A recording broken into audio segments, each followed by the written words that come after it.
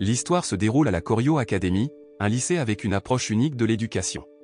Le premier jour de l'année scolaire, la cérémonie de qualification pour les nouveaux étudiants a lieu, et c'est ici que nous rencontrons notre protagoniste, Toru Kokono. L'académie est réputée pour ses méthodes d'enseignement brutales, mais malgré cela, de nombreux adolescents sont impatients d'y assister, y compris Toru. Le but ultime de l'école est de préparer ses élèves à devenir de futurs gardiens de la paix, et c'est en se combattant qu'il vise à y parvenir.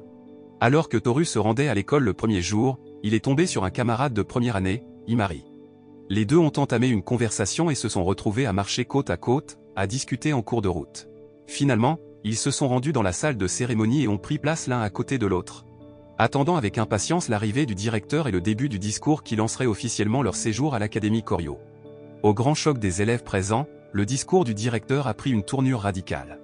La présidente Sakuya, responsable de l'académie, a annoncé que la cérémonie était en fait une sorte de test, un combat pour déterminer qui serait accepté comme étudiant à l'Académie Koryo.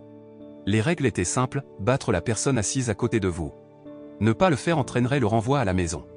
Ce coup de théâtre mit Toru et Imari, qui venaient de se rencontrer et étaient assis l'un à côté de l'autre, dans une situation difficile. Ils devraient maintenant se battre, avec un seul d'entre eux capable de continuer en tant qu'étudiant à l'académie. Une fois l'explication terminée, les étudiants n'ont pas perdu de temps pour se lancer dans la bataille, chacun utilisant sa capacité unique connue sous le nom de Blaze pour manifester des armes. Cependant, Toru s'est démarqué des autres car sa capacité Blaze lui a permis d'invoquer un bouclier, faisant de lui un irrégulier parmi ses pairs qui brandissaient des épées, des haches et des lances.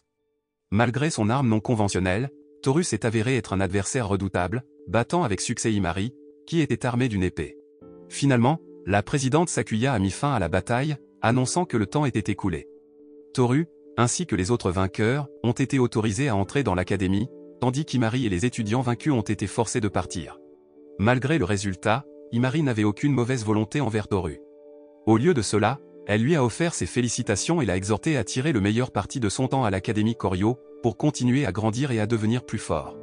Alors que Toru se dirigeait vers sa nouvelle classe, il fut agréablement surpris de tomber sur un vieil ami du collège, Tora, qui s'était également inscrit à l'Académie Koryo. Malgré un visage familier, Toru s'est retrouvé assis seul dans un coin de la classe, comme si personne ne voulait être son ami.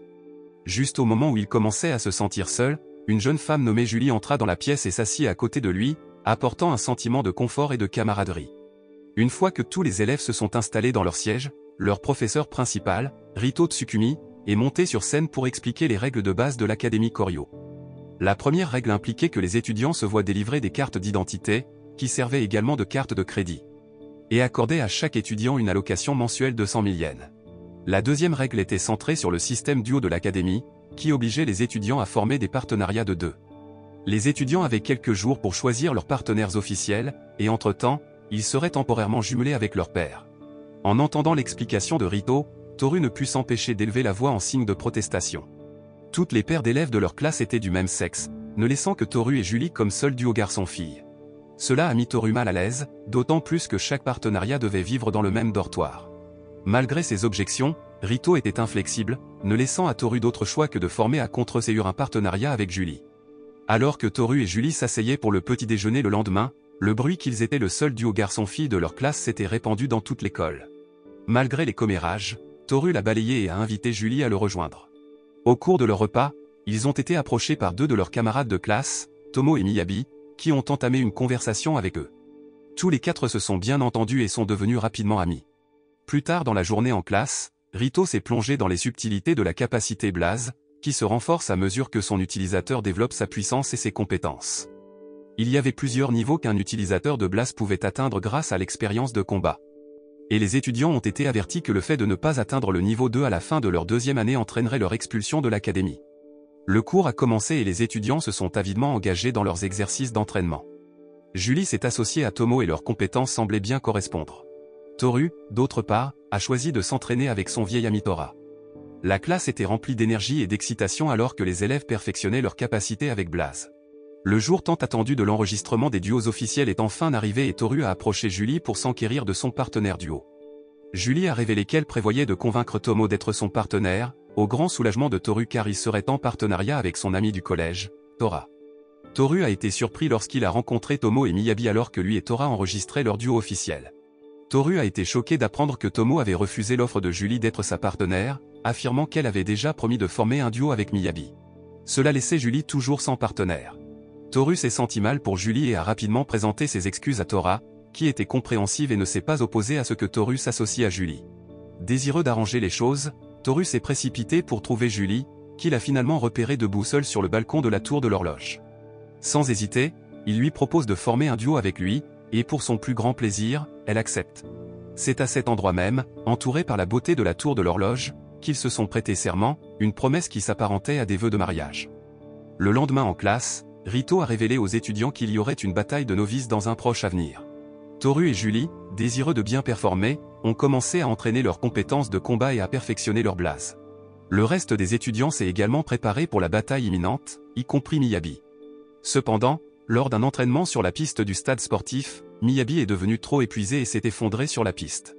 Toru était en promenade après avoir terminé sa formation lorsqu'il est tombé sur Miyabi qui était inconscient.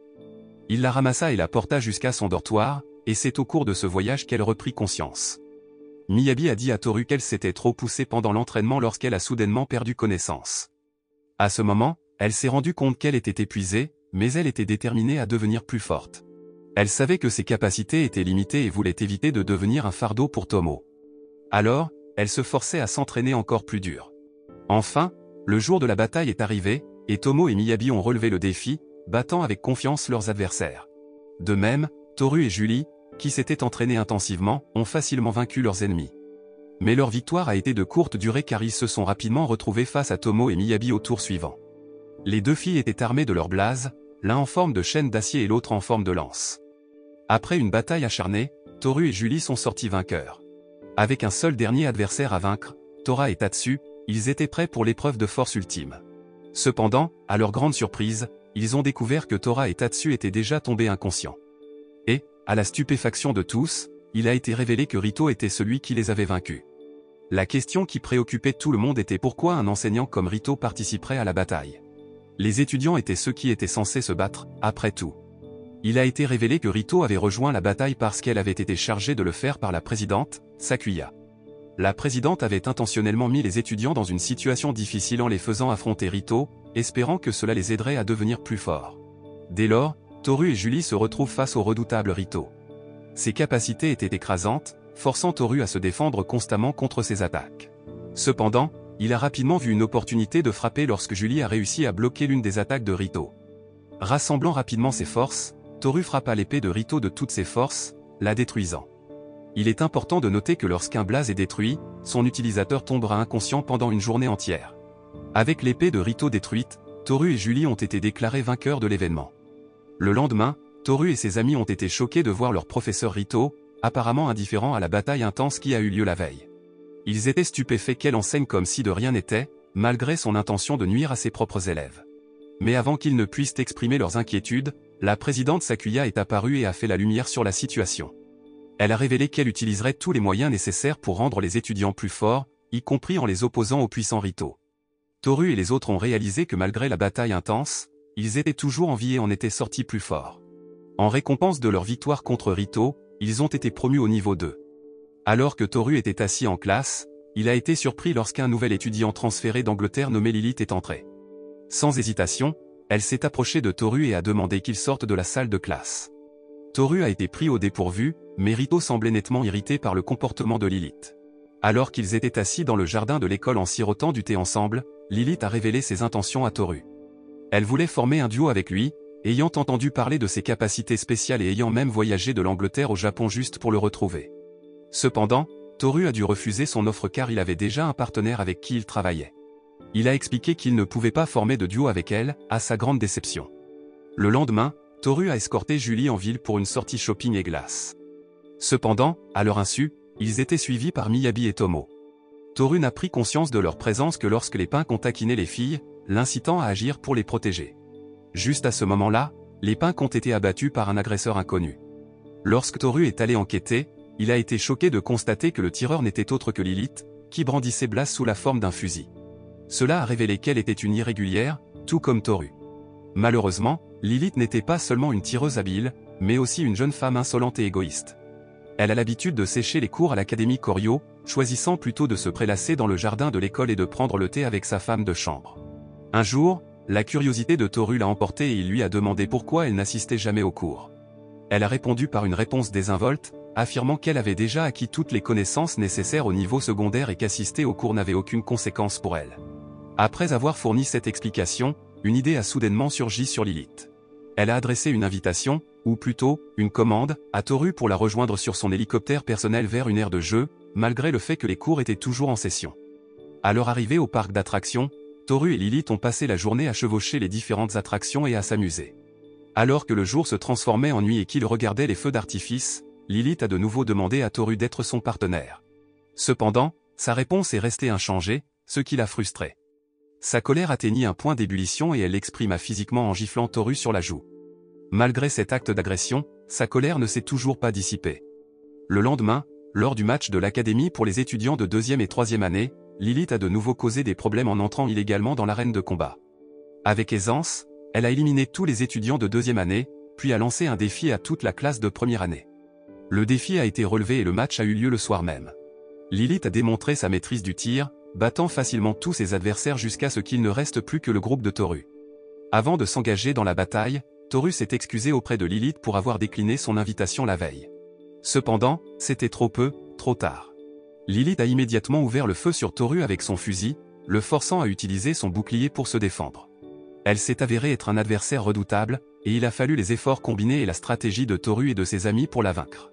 Juste au moment où la bataille touchait à sa fin, un groupe d'hommes en armure est soudainement apparu et a tiré sur Toru à l'épaule. Ils ont annoncé qu'ils étaient venus d'Angleterre pour ramener Lilith à la maison, et ils étaient prêts à prendre toutes les mesures nécessaires pour atteindre leur objectif, y compris la prise en otage de Miyabi. Reconnaissant les circonstances dangereuses, Lilith a finalement cédé et a permis aux hommes de l'emmener. Mais Toru a refusé de la laisser partir et a rapidement brisé le sol sous eux, provoquant la chute des troupes. Il en a alors profité pour saisir le bras de Lilith et la secourir. La plupart des troupes ont été incapables de bouger après la chute, à l'exception d'un individu, qui a révélé que leur véritable cible était en fait Sakuya. Le lendemain, Toru était en convalescence à l'hôpital entouré de ses amis, lorsque Lilith fit une entrée inattendue. Elle s'approcha de Toru et exprima sa gratitude pour qu'il l'ait sauvé la veille. Son admiration pour lui était si forte qu'elle a même déposé un baiser sur sa joue et a déclaré qu'il allait être son futur mari, laissant tout le monde dans la pièce incrédule. Avec un sourire confiant, Lilith a déclaré sa détermination à gagner le cœur de Toru et à le faire tomber amoureux d'elle. Alors que les étudiants traversaient l'océan jusqu'à l'île, Toru a été chargé de porter Julie sur son dos car elle ne savait pas nager. Le groupe était sur un bateau de croisière pour un camp d'entraînement, et Rito leur avait demandé de nager jusqu'à l'île où Sakuya garderait un œil attentif sur leur progrès. C'était une tâche difficile, mais Toru était déterminé à se rendre sur l'île avec Julie en toute sécurité. Lorsque Toru, Julie et Lilith ont atteint l'île, ils ont été soudainement pris en embuscade par un groupe de ninjas inconnus. Le trio devait se défendre et riposter contre les assaillants. Pendant ce temps, Tomo et Miyabi ont connu un sort similaire, Miyabi tombant dans un piège tendu par les ninjas. Se sentant frustré de gêner constamment ses amis, Miyabi a agi et a brandi son blaze. Avec détermination dans ses yeux, elle s'est libérée du piège et a vaincu à elle seule la majorité des ninjas, prouvant sa force et sa bravoure. Alors que Julie et Lilith faisaient équipe pour combattre les ninjas, Toru a adopté une approche différente, choisissant de détourner leurs attaques avec son bouclier. Dans le feu de l'action, Toru a repoussé un attaquant entrant. À son grand étonnement, il se rendit compte que le ninja n'était autre qu'Imari, la jeune femme qu'il avait affrontée lors du concours d'entrée à l'académie. Il semble qu'Imari et les autres étudiants qui ont échoué à l'examen d'entrée à l'académie aient eu le choix, rentrer chez eux ou s'inscrire à l'école annexe de l'académie Koryo. Imari et plusieurs autres étudiants ont pris la décision de rejoindre l'école secondaire et ont ensuite été envoyés sur l'île pour une formation rigoureuse dans l'art du combat ninja.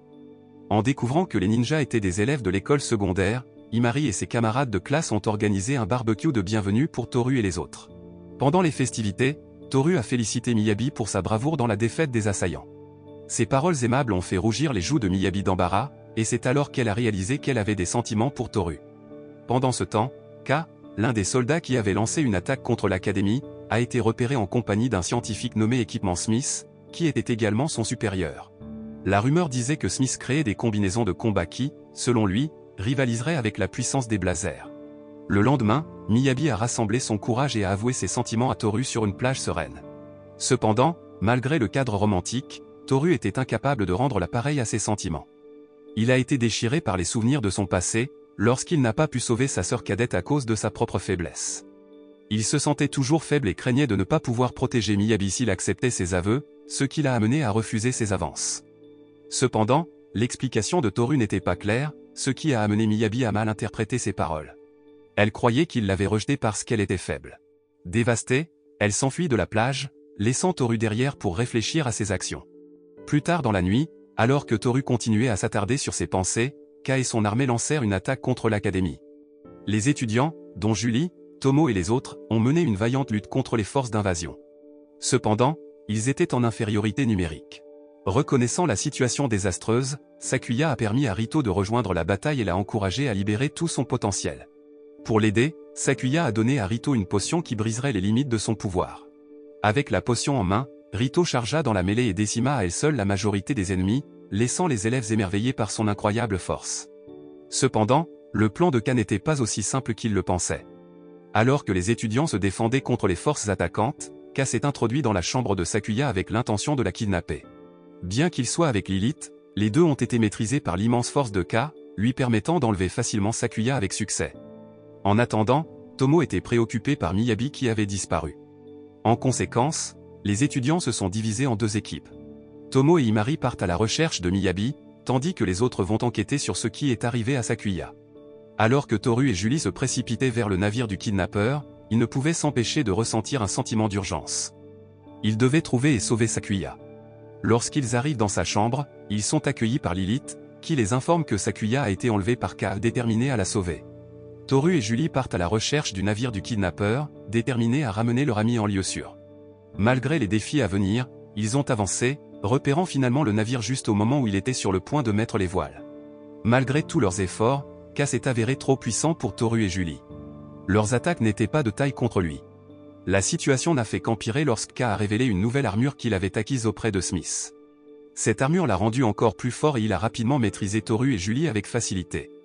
Il a ensuite cruellement nargué Toru devant une Julie horrifiée, qui était impuissante à l'arrêter. Mais lorsque Julie a posé les yeux sur la scène violente devant elle, elle a été transportée au moment où son père a été assassiné. Le souvenir a suscité une fureur en elle, et elle a eu recours à la technique de l'épée interdite de sa famille pour attaquer Ka. Cette technique lui a accordé une vitesse ultra rapide. Et elle a déclenché un barrage d'attaque sur Ka. Malheureusement, la technique avait aussi un sombre côté, faisant perdre à Julie la capacité de faire la distinction entre amis et ennemis. Dans sa rage aveugle, elle a également commencé à attaquer Toru. Heureusement, Toru a pu apaiser Julie et la ramener à la raison. Au même moment, Ka a reçu un appel de Smith, l'informant que leur objectif de mission avait été atteint et lui ordonnant de se retirer immédiatement. Ka obéit à l'ordre et abandonna Sakuya sur le navire, indiquant qu'elle n'était pas une priorité dans cette mission particulière. Une fois le danger passé, Sakuya a rencontré Lilith et l'a informé d'un rassemblement à venir pour les utilisateurs de Blaze les plus puissants du monde entier. Ce rassemblement, appelé la conférence du règne, devait avoir lieu dans un proche avenir. Pendant ce temps, Miyabi avait été capturé par Smith et amené à son quartier général.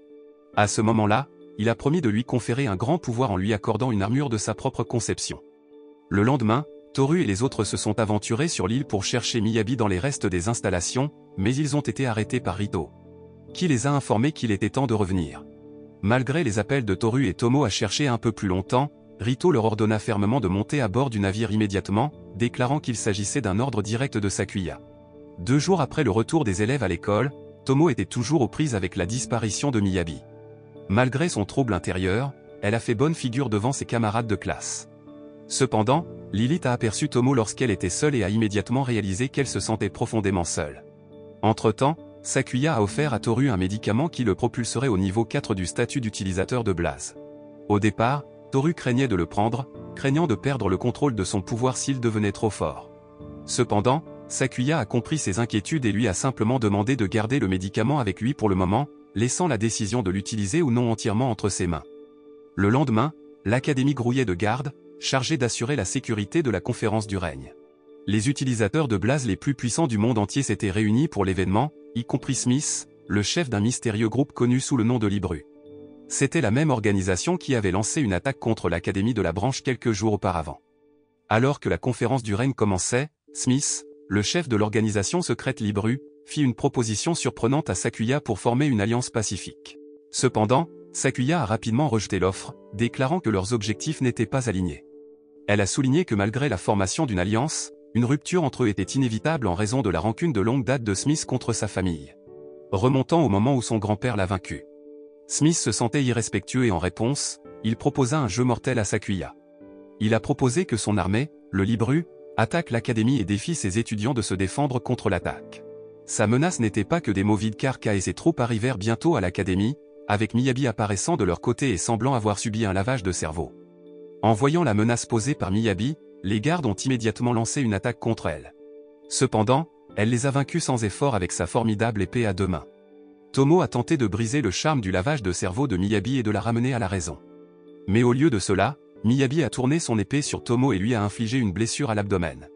Alors que le combat entre Miyabi et Tomo se déroulait, Sakuya, Smith et le reste du groupe ont regardé les événements se dérouler sur les écrans de la salle de réunion. Smith était satisfait du résultat de la bataille et a fièrement proclamé Miyabi comme sa plus belle création. Il a noté que même si Miyabi possédait un puissant blaze, son cœur était fragile, ce qui la rendait susceptible d'être manipulée et contrôlée. De retour à la bataille, Toru tenta d'attaquer Ka, mais Miyabi se dressa sur son chemin, défendant Ka. L'immense force de la jeune fille posa un formidable défi à Toru et à ses alliés. Finalement, Tomo a été forcé de maîtriser Miyabi avec ses chaînes, permettant à Toru et aux autres de venir à la rescousse de Sakuya. Alors qu'ils se dirigeaient vers le bâtiment de l'école, Toru et Julie rencontrèrent un groupe de soldats de Libru, bloquant leur chemin. Lilith et Tora s'avancèrent pour engager les soldats au combat, ouvrant la voie à Toru et Julie pour entrer dans le bâtiment. Cependant, une fois à l'intérieur, ils trouvèrent Ka qui les attendait, prêt pour une confrontation. Pendant ce temps, Tomo a continué d'essayer de tendre la main à Miyabi, lui rappelant qu'elle avait acquis ses pouvoirs par des moyens injustes. Bien que Miyabi soit devenu plus fort, Tomo a déclaré que Toru n'approuverait pas. En bref, les paroles de Tomo ont finalement réussi à ramener Miyabi à la raison. Le retour soudain à la normale de Miyabi n'est pas passé inaperçu par Ka, qui a répondu en lançant une bombe sur Julie, la rendant inconsciente. La situation s'est rapidement aggravée lorsque les troupes de Libru sont apparues et ont pointé leurs armes sur Julie. Toru intervint rapidement, utilisant son bouclier pour la protéger du barrage de coups de feu entrant. En reprenant conscience, Julie découvre Toru, son corps couvert de blessures. Comprenant qu'il ne serait pas en mesure de continuer à la protéger dans son état actuel, Toru décida d'utiliser le médicament qu'il avait reçu de Sakuya, lui permettant de passer au niveau 4 et de devenir encore plus fort. Sa force retrouvée était si immense qu'il a pu vaincre Ka d'un seul coup de poing. Pendant ce temps, Lilith et Tora ont également réussi à vaincre les ennemis à l'extérieur du bâtiment. Alors que la défaite de Ka signalait la propre perte de Smith face à Sakuya, la colère de Smith a débordé alors qu'il torturait sadiquement Ka, déclamant l'investissement important qu'il avait fait en lui. Furieux des insultes de Smith, Ka a craqué et a plongé son arme dans le cœur de Smith, lui prenant instantanément la vie. Ka a alors saisi un appareil contenant de l'énergie nucléaire qui avait été en possession de Smith, s'imprégnant d'une force encore plus grande en absorbant son contenu. Plus tard, alors que Toru et ses amis se dirigeaient vers leur dortoir, ils rencontrèrent un Ka beaucoup plus fort. D'une seule attaque, il maîtrisa Tora et Lilith. Malgré leurs efforts combinés, les attaques de Toru et Julie n'étaient pas à la hauteur de Ka, qui les a finalement acculés. Toru était allongé sur le sol, incapable de bouger, quand soudain, Ka a déclenché une attaque dévastatrice au rayon laser qui a fait des ravages dans l'académie. Les bâtiments se sont effondrés un à un, ne laissant que des décombres dans son sillage. Juste au moment où il semblait qu'il n'y avait aucun espoir, Rito est apparu sur la scène, se tenant bravement debout face à Ka et bloquant son attaque avant qu'elle ne puisse causer plus de dégâts. Grâce à sa vivacité d'esprit et à sa bravoure, elle a pu empêcher une catastrophe de s'aggraver. Grâce à sa vivacité d'esprit et à sa bravoure, elle a pu empêcher une catastrophe de s'aggraver. Agissant rapidement, Julie a vu une opportunité de frapper et l'a saisie, réussissant à briser l'une des épées de Ka avec une attaque bien placée. Cependant, Ka était prêt à libérer son rayon laser, forçant Julie à battre en retraite. Toru, inquiet pour la sécurité de Julie, est intervenu, utilisant son bouclier pour la protéger à distance. Tragiquement, il ne savait pas que Ka s'était faufilé derrière Julie et au moment où il a réalisé son erreur, il était trop tard. Ka enfonça son épée profondément dans le dos de Toru, le prenant au dépourvu. La chute de Toru a de nouveau déclenché la colère de Julie, la faisant déclencher un barrage de coups à grande vitesse sur Ka en utilisant la technique de l'épée noire. Son attaque implacable a finalement porté ses fruits lorsqu'elle a réussi à porter un coup sur le ventre de Ka. Cependant, sa rage ne s'est pas calmée et elle a tourné son attention vers Toru, qui venait de se relever. Elle a heurté sa barrière à plusieurs reprises, ne lâchant pas jusqu'à ce que Toru décide finalement de baisser sa garde et de lui permettre de frapper son épaule. D'un câlin, Toru a réussi à ramener Julie à la raison, peut-être grâce au pouvoir de l'amour ou à la force de leur amitié. Bien qu'il ait été blessé, Ka n'était pas encore vaincu. Il a fait une dernière tentative de victoire en déclenchant une attaque massive de faisceaux laser. Cependant, Toru était prêt, bloquant habilement l'attaque, puis finissant Ka avec un coup rapide de l'épée de Julie. Le lendemain, Toru a été admis à l'hôpital pour recevoir des soins pour ses blessures. Pendant son séjour, il a reçu la visite de ses amis, dont Miyabi, qui ont exprimé ses regrets pour les ennuis qu'elle avait causés. Pendant ce temps, les étudiants de l'académie ont été vus en train de poursuivre Rito, désireux de la remercier de les avoir protégés de la dangereuse attaque au laser de K. Une fois que Toru s'est complètement remis de ses blessures, il a rendu visite à Lilith, qui lui a fourni des informations personnelles sur K. Il s'est avéré que le vrai nom de K était Kevin Weffer, un orphelin qui avait perdu ses parents à un jeune âge. Après leur décès, Kevin a été vendu à Smith, qui a pris soin de lui, mais uniquement pour son propre gain égoïste. Plus tard dans la journée, Toru rencontra Julie sur le balcon de la tour de l'horloge. Julie a exprimé son regret d'avoir perdu le contrôle et d'avoir attaqué Toru lorsqu'elle a utilisé la technique de l'épée noire. Cependant, Toru n'était préoccupé que par le fait que Julie avait survécu. Avec une détermination retrouvée, il a juré de devenir plus fort afin de pouvoir la protéger à l'avenir. L'anime se termine avec Toru et Julie réaffirmant leur partenariat en duo, debout au sommet de la tour.